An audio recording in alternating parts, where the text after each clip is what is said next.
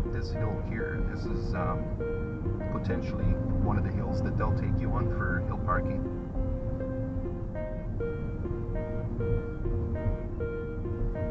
Just past this first driveway, we're going to pull it over safely to the right.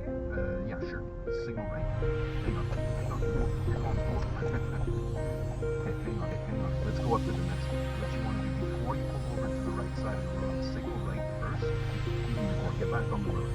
Get back on the road. So what you want to do is approach the curb very slowly. Don't bump into it. So signal right first. Check your mirror, check your right blind spot before you pull over. Nobody there. But that's what they want you to do.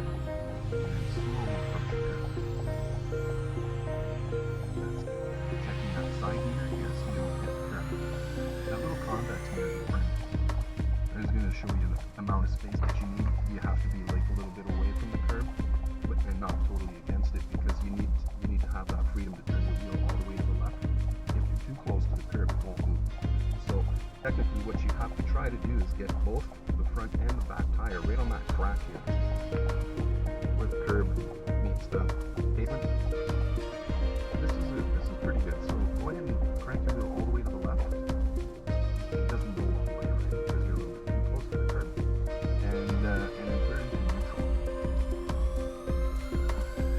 And what you would do is, if you were far enough away from the curb, you just release the brake just slightly, a little bit at a time, and the car would roll into the curb and lock it in place so that the back of this tire is touching the curb. That's what you want ideally.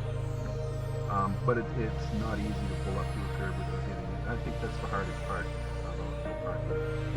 Not hitting the curb.